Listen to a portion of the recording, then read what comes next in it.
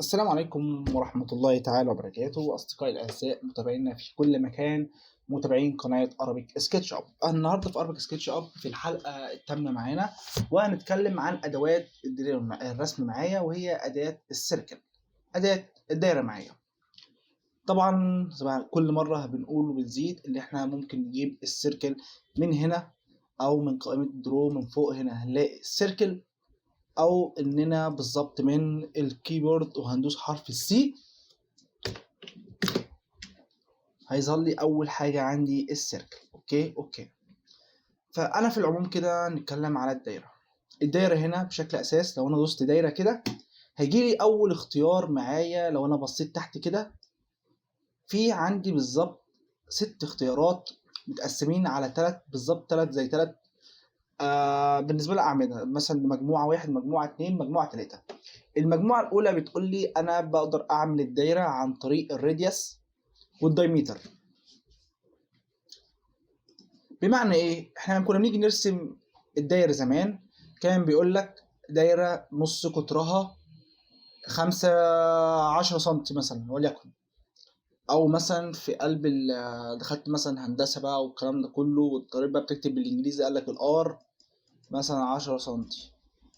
فكنا بنمسك البرجل نديله حتة سن كده في النص يبوظ معانا الكراسة ويقطعها، ونعمل 10 سنتي. دي كده كانت الار اللي هي الراديوس اللي هي 10 هي نص القطر. اما القطر كامل على بعضه فكان اسمه الدايمتر. فلما يقول لي الدايمتر 20 يبقى اعرف مثلا ان انا خلاص هتعامل على نص القطر اللي هو 10، لان انا همسك من النص وارسم بالبرجل. تمام. يعني لما يقول لي مثلا الدايمتر 40 غير لما يقول لي الراديوس مثلا 10 او الراديوس او الار اصلا 40، لان في الحالتين انا بتكلم على الدايمتر كله اللي هي الجزء ده كله هيكون 40، فبضطر ان انا ارسم نص قطر 20. اما هنا النص قطر ذات نفسه 40. فاول اختيار عندي بدوس هنا بالظبط هيقول لي انت عايز الراديوس. دوست هنا قال لي حضرتك شوف النقطه اللي انت عايز ترسم عندها، وليكن بقى سواء انا عامل خط انا دلوقتي شغال حر. فدوست هنا في النص كده قلت له بص يا مثلا اهي احنا ماشيين بالمليمتر دلوقتي، يعني عايزها مثلا 10. تمام. ادخل مثلا كده على الانوتيت اقول له مثلا بعد اذنك اعمل لي الراديوس هنا كده اهي الار 10 من الجزء من اول هنا لحد هنا. تمام. لو قلنا له مثلا اديلي كمان راديوس كده حطوا لي مثلا، ممكن اكتب انا مثلا دي لازم انا النقطه الاولى حط لي مثلا الراديوس بتاعي 40 بالحب الكلام ده كله. تمام. عندي خط ادخل على السيركل. لو دوست انتر هيجيب لي طبعا اخر حاجه عملتها. لو دوست على السيركل من فوق هنا على طول هيعرف ان انا كنت اخر امر بختاره للسيركل كان عباره عن السيركل والراديوس. وممكن اقف هنا كده واعمل مثلا 20 30 40 زي ما انا عايز. اقدر اقف مثلا فوق هنا واعمل اهيت. تمام. ده كده كان عباره عن الراديوس. نيجي نتكلم على الدايمتر وهو بالظبط ضعف الراديوس لانه كامل على بعضه، خط كامل على بعضه. ندوس هنا ونعمل الدايمتر. دوست هنا قال لي انت عايز حضرتك الدايمتر كام؟ قلت له 40. 40 ده يعني حسب لي بالظبط من المسافه من هنا لحد هنا دي كده كلها على بعضها 40. يبقى انا عايز مش الريديوس بقى، عايز الدايمتر كله على بعضه 40. تمام. يعني انا مثلا لو معايا حاليا نخليها مثلا 100 وندوس حرف الواو ونعمل كمان 100. اوكي. عملت مثلا ده المربع اللي انا عملته الظريف الجميل ده. رحت مثلا جيت هنا طبعا بس ارسم خط، ارسم مثلا الخطوط بتاعتي كده. اوكي. انصفه زي ما بقول لك نصف.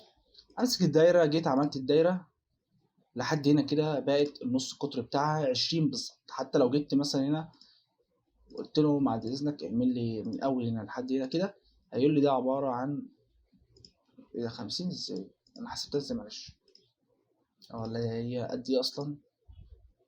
لا هي 50 صح. انا معلش اتلخبطت بحسبها 20 عشان اصلا صح، ده كله على بعضه 100، يعني ده كده الخط ده كله اصلا 100، لان الخط اللي فوق ده 100 في 100 في 100، فده 100 دي 50 ودي 50.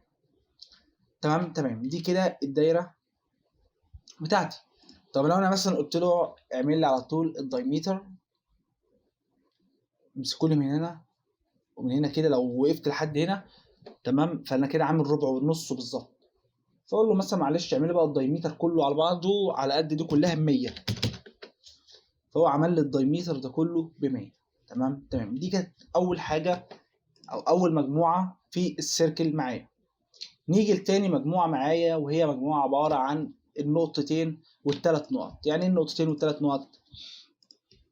يقول لك يا باشمهندس بعد اذنك، انت معاك دلوقتي محاور كتيره هي ألف وب وس وصاد وعين وجيم وسين، ومديلي حتة مربع مثلا جنبه كده، وليكن صف السين وصف الصاد والسين مثلا صفر وواحد والكلام ده كله. المهم جه بعد ما ظبطت الدنيا كلها وعملت المعادلة بتاعتي، قال لي الدايرة بتاعتك هتقف على خطين، هتقف على نقطتين، النقطة ديت والنقطة ديت. بالطريقة البلدي إن إحنا كنا بنرسمها بالبرجل، فإحنا كنا بعد إذنك بروح واقف بالبرجل هنا، واخد خط كده يعني كبير مثلا شويه، واخد خط تاني كبير شويه، وكذلك نفس الكلام، واحاول اجمعهم، ثم احاول بقى من هنا اروح واخد كمان بقى نص الدايره. فكنت بعمل بالظبط خطوتين في خطوتين في خطوه، 5 خطوات. فهنا ظبط لك الامر معاك، اللي هو مثلا انت معاك خط اولاني، معاك خط تاني، فممكن بدخل على السيركل عايز من نقطتين من النقطه دي لحد النقطه ديت. هو ظبط لي المعادله، حتى لو انا مسكت هنا البرجل وعملت الخطين كده وهنا الخطين كده، الاقي مثلا نص قطر من النص هنا بالظبط، ورحت شادد الدايره بتاعتي بالظبط. تمام، يعني برضو اقفل ده كده. سيركل نقطتين، اقول له مثلا النقطه ديت للنقطه ديت اهي، راح نصفها لي النص النص. اوكي. طب يا فندم 3 نقط بقى، طبعا 3 نقط خطوات كبرت معايا، مسكت نص البرجل، كل نقطه اديها خطين يمين في شمال في البرجل عشان انصف نقطه في النص. نقطه في النص ديت اروح مديها سيركل كامل يعدي على ال3 نقط. فكانت بالظبط ملخص لي الحوار ده. قلت له حط لي في النقطه دي للنقطه ديت. طب لو حطيتها في النقطه دي ظبطت معايا، في النقطه دي هتصبر برده معايا، في نقطه تانية هتبعد طبعا، لان خلاص خد نقطه من هنا رسم الخطين بتوعه، نقطه من هنا رسم الخطين بتوعه، ونقطه من هنا رسم الخطين بتوعه، ثم في منتصف ال3 نقط ادى الدايره بتاعته حسب الراديوس المطلوب ليها. اما هنا هو مشيش من حته الراديوس، هو مدي بين النقطتين بذات نفسهم الراديوس بقى يطلع كام. تمام، لان ممكن نقطتين زي ما انت بتتكلم كده يكون نقطه هنا ونقطه هنا، في الراديوس بتاعي الدايره هتكون قد كده، غير مثلا ما اعمل خط صغير هنا وخط صغير هنا، واجي اعمل الاقي الدايره صغيره، فرقت معايا. تمام. هنا خلصنا عن طريق واحد اللي هو الدايمتر والكلام ده، وعن نقط. تالت حاجه اللي هي عن المماس. طبعا كان برضو بيجي لنا زمان رخامه كده منهم، دي خط كده وخط كده، يقول لك اعمل لي دايره في دايره مماس ما بين خطين، اثبت لي ان الدايره ديت طلعت دايره حقيقيه ولا متلخبطه ازاي بتعرف الممثلين الموجودين على اليمين والشمال. فانا كطالب اروح ماسك له السيركليه كده، اقول له انت كده عايز مني مماس في مماس في راديوس. ده اول بس اول خط كده معايا، وارسم لي الخط التاني. تمام كده، مش عايز حاجه اكتر من كده. ليه بقى؟ لان انا دلوقتي بقى معايا مماس اولاني اقدر اتحرك في اي نقطه هيت للدايره، والمماس التاني. ثم بيقول لي بقى شوف انت الراديوس، منتصف الراديوس بتاعك او الراديوس بتاعك هيكون قد ايه. فقلت له وقفت له في النص كده، قلت له ايه 58.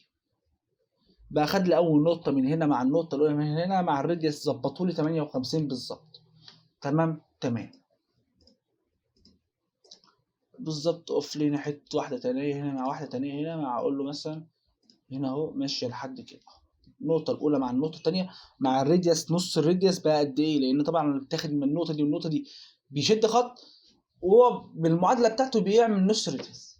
طب يا باشا اتكلمنا في الحتتين ديت، فانا ممكن اعمل الثالثه.